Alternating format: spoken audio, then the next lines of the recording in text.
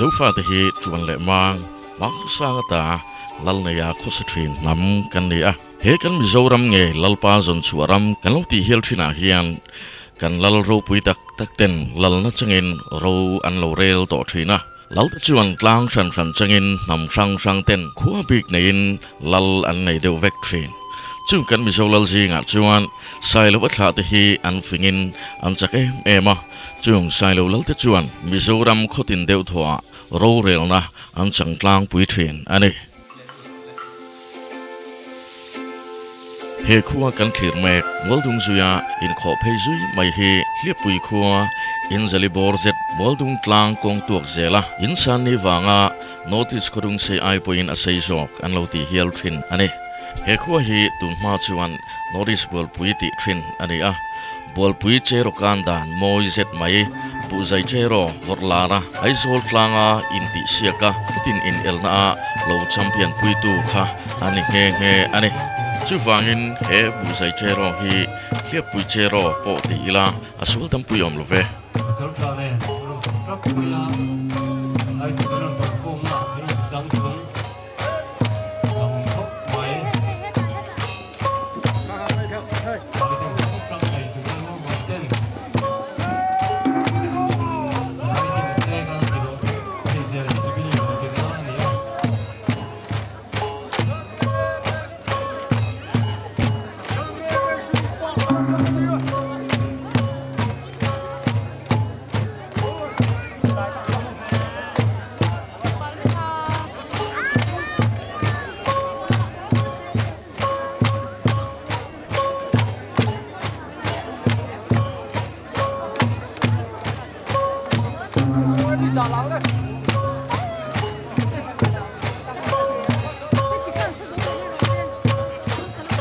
he khua hliappui mi te hi khokhom khan changzola grouping ni in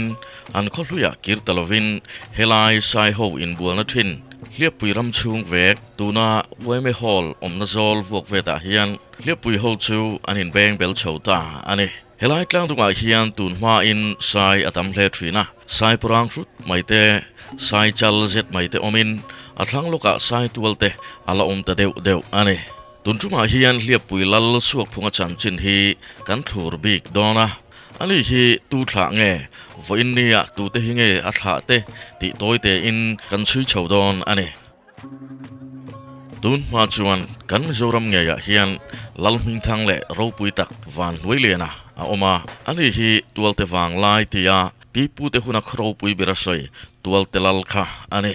tuna a chanchin kan soimek Suakphunga sailo hliappui lal hi Vanhnuailiana sailo tupa hi ani hliappui lal Suakphunga pa hi chin hlea sailo ni in chin hle pa chu mizolal ming thang le ro pui ber Vanhnuailiana sailo tualte wang lai lal ani kan ti to kha Vanhnuailiana pa hi lal savunga ani a lal savunga pa chu lal pui liana ani a lal pui liana chu lalula fa pa upa ber ani hliappui lal Suakphunga pu Vanhnuailiana hi kan mizofa te tan hian a hlut em awangin claim a chanchin han soi zau lokila kan mizolal zinga ani aya ro pui hi an om love tia chal hial ngam ni in sap kumpinu sipai te thlengin an ngai sang ema kumsang ka chakwa somnga khan kumpinu England lal tirin Colonel Listeran tualte runtuma rala tangin entlangin ahan en khan khwal thuthanga barmi sipai raldomi sanghalai nei antia wangin Vanhnuailiana khuwa tualte chu harun ngam talo hial ane kumpinu pasal thachuan vor India Burma Afghanistan le Africa te kumpinu tira raldova hun mangral thin choimoina sang Victoria Cross hial lodong to sipai huai sen Field Marshal hial Lord Frederick later bats point Vanhnuailiana chanchin ansoi ashriatin angai sang ema raldova muntam takkalna tana aman thin asakorwal chi thamhinga Vanhnuailiana avu hial ane chu Vanhnuailiana hing joy sakor chuan kumpinu choimoina sang tangkapui pathum hial adong ane he sakor hi sable vaiten vonolel ti in anlam saka chu Vanhnuailiana ti na ane aming choi sakorme upain ramni tlaseng lovaro rel tu choi moina adon dan te hian tualte wang lai lal ro pui hliappui lal Suakphunga thlah Tute heu neu lo zia chu atilang chiang hle ome Vanhnuailiana hi zofa ten kan thei hil to lo chan tur tam tak a oma zofa te chena sat zau tu huai sen chak nor tu luchum ban chum huama ak zau tu ane wangin vawinni thleng hian fiat reng atul ane a huai chenin zoram dung le wanga mual chira khwal kai pasal tha tam tak anaya a pasal tha te hu hangot po hi mitam tak tri khai le za ron ane vawinni thlenga an sak ming kan lam fo zofa te chuanom chunga ming dai to lo tur huai sen le tlom ngai na khat vana pa chong thu zam pui manga chak chuak zaphunga ran khlei chong du matlaw ke ko la khiang te zabi ka fan ai tok thiala mar dar phoka kol ni chunke wa khiang te dar bu da chak chuak do kwala tlaw chal kheng a fan ai dar kwala kol ni dar huma khol ring ba ka tolte omlaya pem tura som champhai om nu po a hnung zui ta zel a pasal tha ni kwala a hnuwa lala siam tak te po hi a pasal tharo pui zinga chirtel lo rual ani lo ane thon thuanga kan nei ta lalfanu hing thang mi en niam na le noi china nei velo lal ther hi Vanhnuailiana farnu ni tipo kan an tar lang thuak du bok ane ti chuan chu tiang lal ro pui tak tak te chu herliamin lal na te le thu nei na te an thla ten ro chung chong zelin tuna kan khomu hi hliappui khuwa ane a he khuwa hi mizola ro pui Vanhnuailiana tupa lal Suakphungan he tlang hi changin hliappui lal hunhung ber alonita ane Suakphunga huwa hi chuan mizolal te ban ni in kan sailo lal ro pui telal na hun khovel chu alo khar ta ni kan ti hial theyome lal Suakphunga po hi Christiana in pe masa ani nge ani Suakphunga hi kumsom palimi chau ani in apa chin hleya sailo Vanhnuailiana fapa chuan aboral santak maya wangin no pangte in lal ni na achel alo tulta a khon bol upa ten an pui tha hle a thatakin ro arel thei ani kumsom panga ani in lal thuami sailo lungpho khuan upuyana ya ama hi pasal tha ram wachal ni in ram sial telin sa za som sari pathum ngot aka phial ane mizolal jinga in buan chak ber ani ba ka ama in ziak le chiar ain zir thiama zirna hi angai poimo ema afa pa upa ber lal thang liana sailo le kha zirna tan asilai thaber le aro em sapram siam afanu lal thang moi sailo manatana adon chu asal pha hial ane Kandual hui hote mual miniam santawa kipon fiat kanyo tengin kanjua Chubangin kima kan sepianga kanuna hi takwa kan dia mecia patumle mi papan kan dia tuna hiam mi papali karena sama mi pacuan ay beber kan ya advance view maya kalai huna tingtanga til omlole til ni nasan fielo tika angai tua Sutia ting pui huan tipo siama kesanya tin khơi buồn thủy khơi tipo đi ông ấy thì anh sẽ mang lại bằng cái gì đấy cái chuyện khi mà đi biển như til kan shebeta yeltia khatian tika khola leya singal koli chuchen kan kele kan thamna tika chuibek maya tinlai lampanga tika hin ama khapa kholbar tika hi helal tin kan tiang hi aom le hang ti hi la trillion pui mai hi ania kan mar ti che chinin anjolimi anjola tira wena ti kan anju pustaka tin pei khoplan ti pa tin ti bakat makaring de chu hero kan ti hi hetia thut huna he hetia bahar mai hi nia mi zo hero chu tam ta kin se khel ba ra bu when tu ko ra bu hetia chi te na sia ma hetia chi la ti an he chi na kan yu te ho chuan Kan tika kan ngay tu le tu ya makka tika kmaya sila dulay takmay lai pir ka kakale kazir natan antiya kisuna zora zukula headmaster shuabani la maktanga verhi kaminav dinakan Om turin min tia lo han chuan in singai lo kha an zung sa thara tiang ka headmaster ina any school headmaster ina khan le khazin min da ta kha zung biak chu dan chi kha mak ka ti bil me ya a thing chang lam ni le a zo mi chi ka na lo be ne Azıcık meyman bir mi ya? Headmaster bir ka azıcık besuğa. Yani ka nanina omteyna tenin siyem sakrenhala kumtum kamo sanka zuka santum pariyata kan poli kazuma samliya kan poli kazuma Middle English antiya ka kan health mission sikulani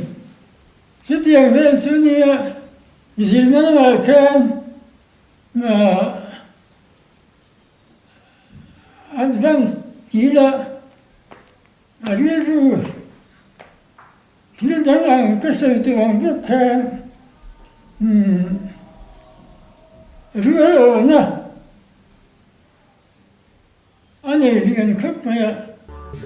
Christian ani ma hle a Christian te ado ve ngai lova Salvation Army point akhua lo luta ko shandin an dil point alo phal saka kumsang ko som thuma khan Salvation Army pol hi an lo din tran ve a chuta Salvation Army masaber chu usena biate khochuak ane kumsang ko suma palia Mizoram lalin an ma ni khuwa thewa ro rel na sarkarin aron ti topa Mizoram District Council Alaudin Nu Khan Manipura Leilet Leya Pem Aril Ruka Afapa Lian Chia Point Leiturte Avahual To Nge Ma Se Chuti Lai Kumsang Chiko Somnga Paruka Khan Zan Amut Hit Lain Anena Eng Nen Lali Suwa Aron In Lara Tichuan Isua Ringin Chandam Ani Zia Aseta Thut Maya Achung Te Kai Tho Vekin Trong Chai Na Te Annaya An Lim Hle Ani Suta Chang Chuan Khoya Po Ila Lali Suwa Kanai To Chuan Anuam Vekang Kan Khomi Te Aya Min Mai Tu Le Thian Tha Khoya Ma Ka Char To Lawang Ka Khua A Hian Lali Suwa Nen Hlena Thaberani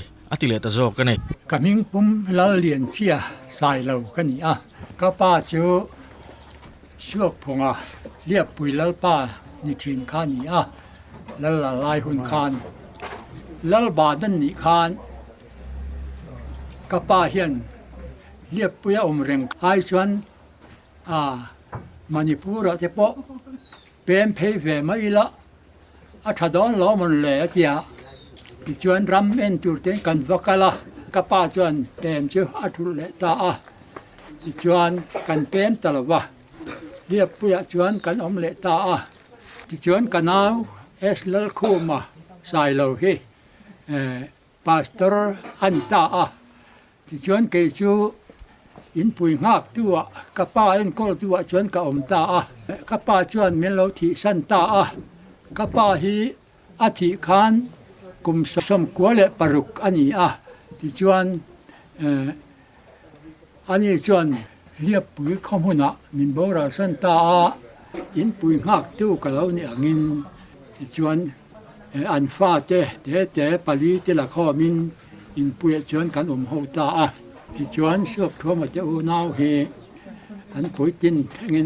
นูปุ๋ยประสาทแต่พออันนี้ในเวข้ากันอยู่เลยก็ป้าป้าอินทรีสิละมิชวนเวปอกระเดสีนี่ชื่อมีที่ว่าชวนแกนี่ชื่อสาหิปารุกะไอโซละดูตางเห็นกันเต็มทะเลตานี่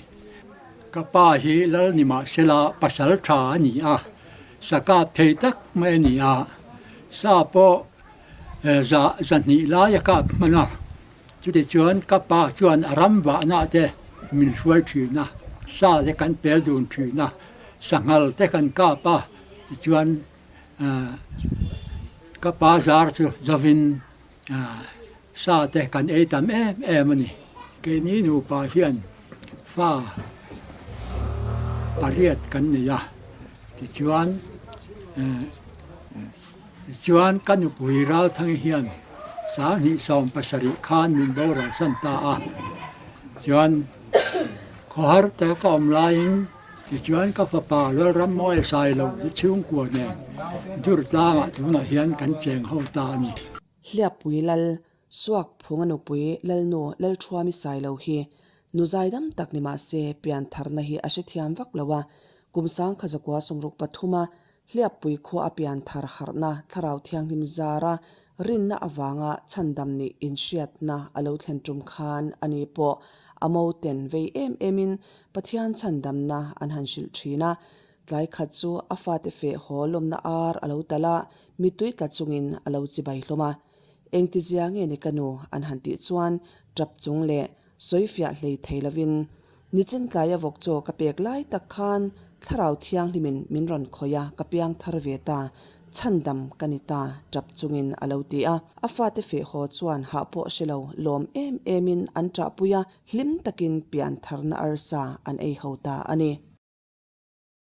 ขวาเลตุยเลียปุยมีแต่ชวนมักอันติชินจูอันละลินตูจันจินเชียมาอาศัยเวงไอโลจูอันนี้ลัลงิลเนเล่ทิลชาเบลดูเทรนมีข้องไอนั่นแหละเรียดเทียมนังเลียปุยคนละลสุพุงไซโลเฮียนสมลีเลปนิชุงโรเรลินเฟบรีนี่สังขจักว่าสมเร็จประกวคานเฮลโรปุยฮีฟัมคัวลอยินอโลเฮเลียมตาอันนี้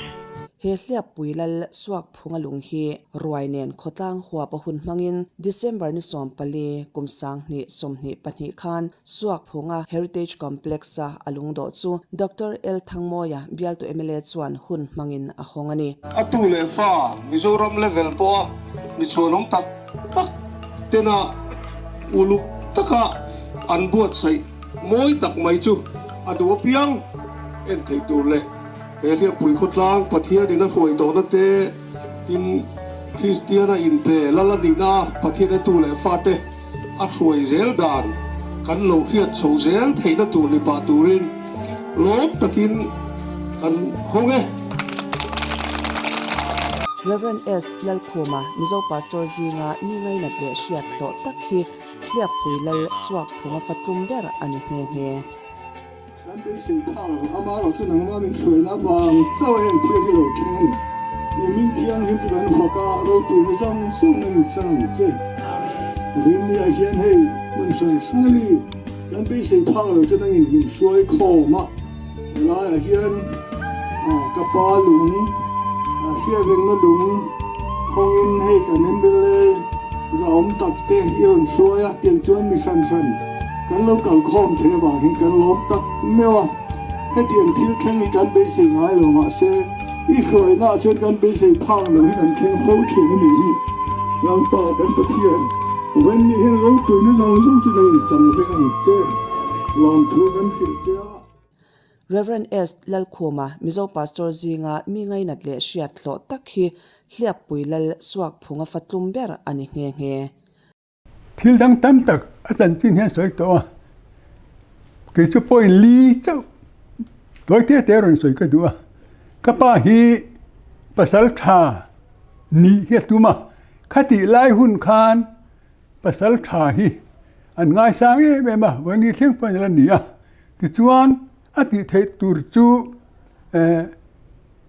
สกัดสเปลเห็นไหมสเปลพอจะเปลนรานไม่หรอวะเรียกินจันนี่จันทุ่มเตเรียกินรำหัวยจุดอย่างชวนนั้นพวกเขาถือนั่นนี่ที่ชวนสาฮี akap tiu maya za sam sari pakhat lai mo ka pa sachi tin nan ni mai de maya tin asaron ka te hi e sen ni heklo an chan dara thenom khawe nge da min sem ti ra kan kol zai zar thina ni chu tiang khop chuan tin asalu te hi kan sumun khat ta tin tara chu tiang chuan pasal thani hi achak ve em maya ti pasal thani an tumna hian ti tak de be ya alo ho ting te em ma chu wangin tun thleng hian ke ma ninga po hian sang lua ya tia chu chuan sa thang kap tel tia nga ya tin kat pa ne na hian kap mo ya tu ka asajuk ka te chu a moi le ni tu ru ni tiang chuan minga po kan lo pu chan ni e chu lam chu lo to mai sila huan hi angai na em ma huan sao dang tiu mai siama chu da chuan thing pui huan na ni thing pui huan tin chum thing pui huan a chuan mau te ruwa te khai chu tin reng thei ra chu tin reng ang chi hi a phun vek boka chu huan na thing pui chu kan sik thi na chu kan chung ka chom tu anon ni theya chu ba kha po khal na te po kan lo ne hial theya tin khami mai kha du to lovin a tui chi en tia wangin zik sen chanchin zik ken thing pui kha amun siam ran le a chumi le kan thing pui huan na mi chu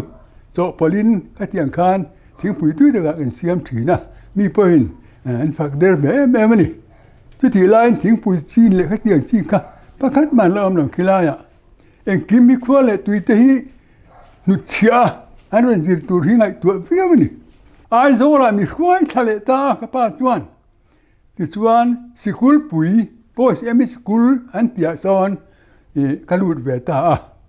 a bul lo ka chuan lal ho fa te bi ka ta na ho selen siam chu ta chuan ka ta nge ni ti chuan chu ta le kha ka jir chu chuan sang ka samruk panga tanga samruk pasari thleng kum thum an zirta ta chuanin ka hir thu zong khan scholarship cheng thum min pe a tin lal restaurant ti malal resort an ti maya lal fa te tan bi asipial en siama cheng li min pe boka kum thum chu khan thatin cheng sari ka ho veni tu na chuanin chu cheng sari chu poisa ta kwani to hang ti chuan poru ka so chuan Mizoram high school alo vele ta sia chu wangin high school lutur chuan mi huai thalea ti chuan high school a chuan Mizo high school a chuan Paul sariatangin Paul som thengin ka jir so vele ta chu kan le khandir dana ni angai tu dana chuan kau thang lian chu ajir tir ma sa ka chu nakina lal te hi lal zel chuan tlang chang tur ni a ama ai o tur chu a fa mi dang te ho chu e don na han ne ya in dang bek tur ka ni ma ya chu wang chuan le khain thiam lo chuan na tho mai tur ri na chu wang le khain thiam tur ni tia wanga min zir tir khani in ka lo ne ve tak chu abang khain tai ka lo mang ve a tai thim chu hona kanu po mu nge ni chi tiang chuanin min lo pui le mai ni a pathum na chuan ran vul lam pang he wara tu man beram la nei lawa beram chi thachi abula no te pa ni te ringa pathum te ringa tam du khop maya an se du reng maya chu kan hal thina chang chuan tinan chang chuan kan ei bok thina tin chu chau chu ni lovin au pa te le an polin beram an vul mai boka ti han an tala au pa te ho ran chuan an ei khom dar bok thina ni ran vul lama hian mi ti mu turin tu ma na la lo ang chi te kha an la chuak ti khan an be ta atui pui em mai ato bera chuan atui pui chu pian thar na thuwi an le te tlat mani mi zo lal te kha sang kha te ko som nga le palia khan ban an lo ni ta chemian ban nuwa chuan ram danga te kal lovin Hliappui khuwa chuan om thlah chuan sang khai ko som nga le paruka pian thar na lo mu thlat maya a hli me mai ni sumi ringot mai che soya sakor huai na lo zina pian thar thu mi ran khil ni pian thar ya poimo ber in pian thar tu re pian thar de se awam ja re ga lo la be si lo ga ni chuan kan pian thar lo le te kan tu ai maya tiang khanin min du sak ber chu pian thar khani ta ni Hliappui lal Suakphunga hian fa pakwa le tu songa pariat nein he thuba chei lai hian tu chuan zathum somrok pakhat lai anei ani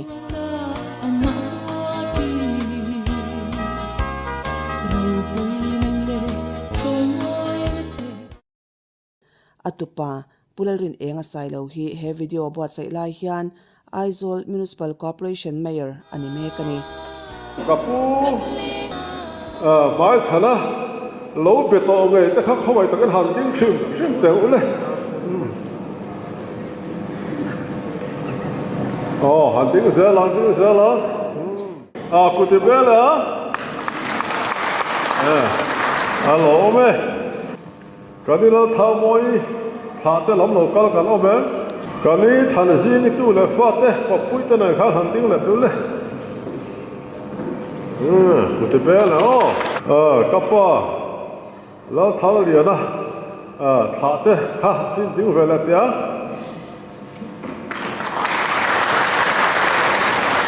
kha lai kha len so la mo ka la o me kanila li la su no ni tu le fate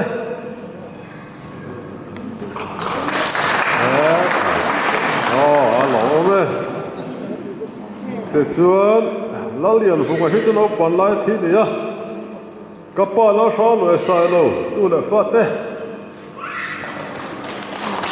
le kapa lian khama tu le fa te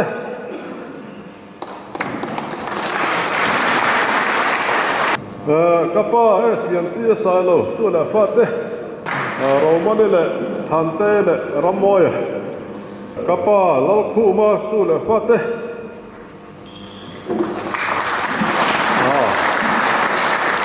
alo me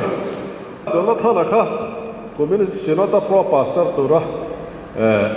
an lak thar kha ne ya kha kan hon nei khop mai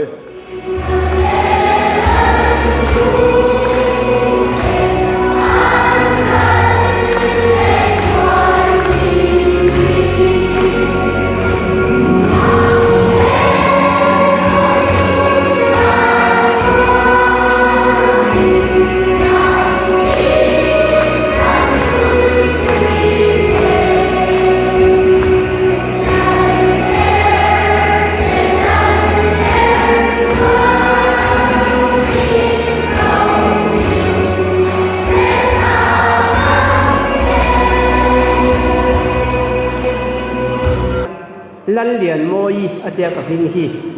ka u hi lal lian chungi atia a phwa chan chu ka pu kha Vanhnuailiana I lal ming thang khania khami choi khanin lal lian chungi lal lian moi ti min phwa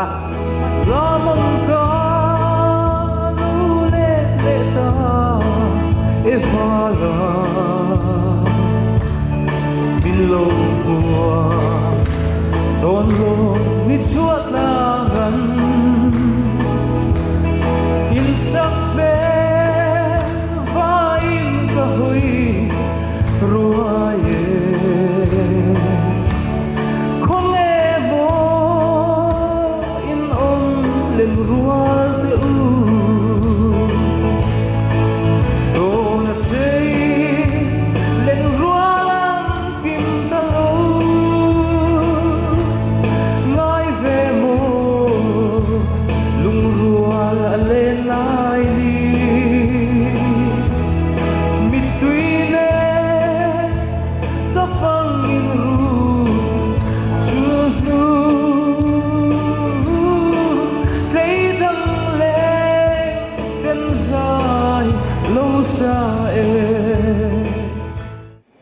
Hliappui upapol ten min fin suala chung kwa min fin suala rawpui kan tia kan lo mani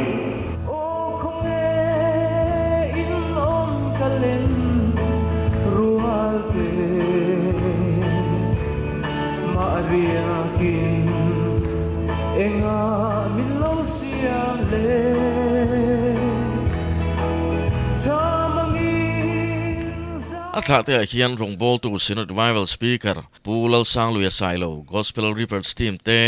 michuan omle hlo tling tak tak ankat nuka chu hlo na chuan pathian rin tong lo na min nei tira chu hlo na chuan zoram dung le wanga gospel singer lar Belinda El Sailo le Mary El Sailo te po hi lal Suakphunga Sailo tu chuan te jingami ania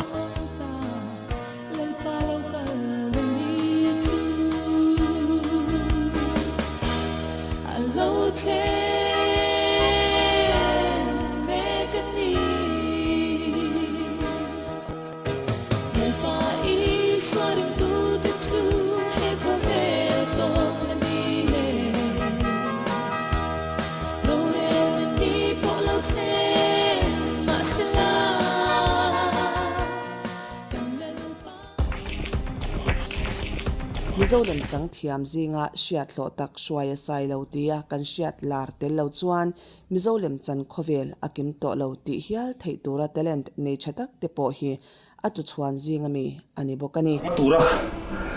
ka thorim na hi hetiang hian mo min chan tak mi kin hong ngin pasal ka ni ke ni lo ni ka pu ko lo in rol ve lo i thin rim biao nangin biak in hong nei na nin nei nang man remiti chon hey muante LPS channel 8 nei Tupa Hliappui khatlang wal a local he lom om plain ka hria ani he Hliappui khami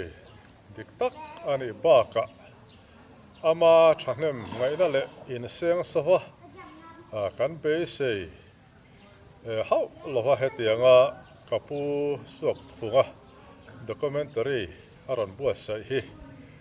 alom om plain ka hria kapu hi Hliappui khuwa ngaya kan han muwa loite athlah pathian soi moina turin tin kapu hi pasal tha ania sa tam tak akapa chung asalu tar te po chu kan han mu ve mana tin abula kan cham chung te ke phei chu karia ka min duat thin thu te an sei thina tin kanau deadline min pona sa hle nein an soya hei mi za thlah reng tak pakhat chu kapu hianin sam trok hi a rawh naute a oma khamin pe thin ni om takania tu nu thleng hian sam trok rawh hi tui ka ti em maya ipuin a pek thin chani wang ani kha ten tia khatiang khan kapu hian kanau te lai pon min lo om na sa hle thina ni ti te tu nu hian men han sil le a kapu hi lal ma ni sela pasal tha khuwa le tuite lai na tak mai ani a tin ama po hi a hun lai chuan lal in buan sak nin an soi thina tin hei kau ka farnu hi lal mel thai a oma chu po chu kapu phua ani a tu main kapu hi lal mel tha tia alo lar ve wangin ka u nga po chu lal mel thai an phua khatiang khan ring tu alo ni chawa pathian thu ringot mai a boi pui ta ka sayang khan pathian soi moinan loite talin a khopimin sa khazakwa samriat vel khani tain ka hriar wai kan han thea pathian soi moina lungte po aphun boka chetiang chuan kapu hi kum som kuwa chuang zet min dam puya ama tanga ro chun pakhat hi kan neya kaulal lian moi kan lo pon laya kapu bula kal tumin chimle mar ain do tuma lalpui thang le vu taya in chal na a pasal tha thom funga kol nam kha kapu hian alo lakola lalpui thang le ma le ma kan tia ni kha an tia kol nam an hoya apui thing le nau pang anwa in sen ta thap mai ni ti kha a pasal tha thom funga kol nam kha ka u hne na chen alo pe a ka u chuan min pe chong le a ram buai wang khan alo kang che deuh nil to a chu tu na hian Mizoram State Museum a hian kan da ta a kha ro hlu le thil thatak tak min ro chun tur nei lo ma sela kapu min ro chun singa chuan kan ngai le a an ming merin soivek sen ani don lo awangin lel Suakphunga thlah te hi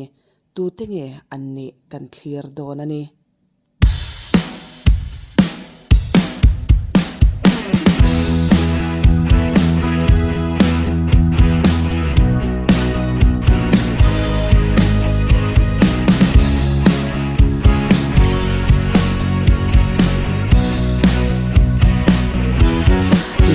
tu trôi về vàng khóc bụi Suakphunga lalai thang nu lan mu val rual sang tum lên tên isak mình rồi dài gần về lệ buổi hạt ca đàn lên chim mây la cùng su lâu về hôm cuối lâu khen cho tin đã dài gần về lệ chi liệp ra run căn vàng khôn noa xì tiếng gió in lên lại Jenny im lệ lo mà làm đủ ni lấy mà va đi là cần nín lo nghe đầm tên căn thênh căn ngã pha tâm chuyện mô tuần lộ ni dòng khan tu sắc chỉ bay căn hà nè chê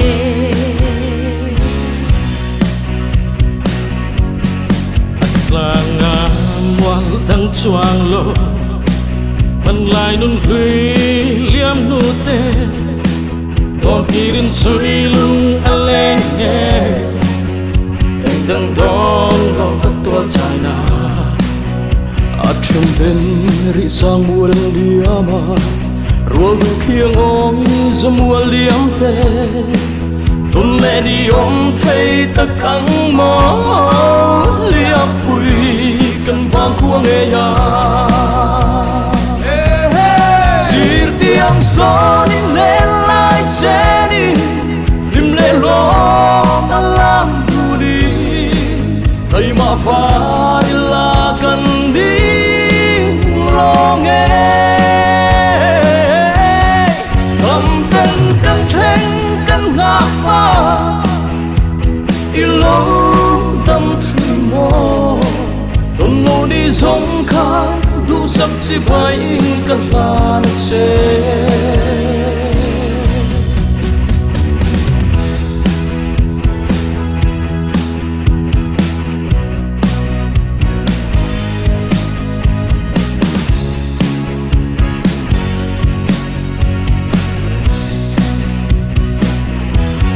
athlah nga mual dang chuang lo pan lai nun hlui liam nu te don kirin sui lung ale nge eng tam do lo va tual china a then ten ri sa mual liama rual du khiang oi zamual liam te ton le ni om thei ta kang mo Hliappui kan Vanhnuailiana tiếng gió in lên lại Jenny tim lệ lo anh làm thứ đi đây mà và đi là cần đi lo nghe cầm tên căng khen căng ngã pha lâu tâm thủy mô một lâu đi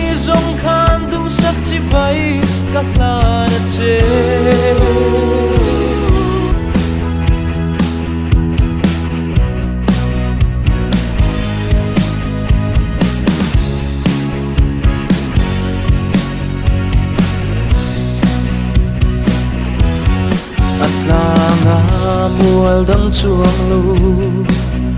pan lai nun hlui liam nu te tuang kirin sui lung aleng nge eng tam dong lu va tual chai na a then ten ri sa muan liama rual tu khiang oi zamual liam te ton le ni om thei ta kang mo Hliappui kan Vanhnuailiana ya tiếng soi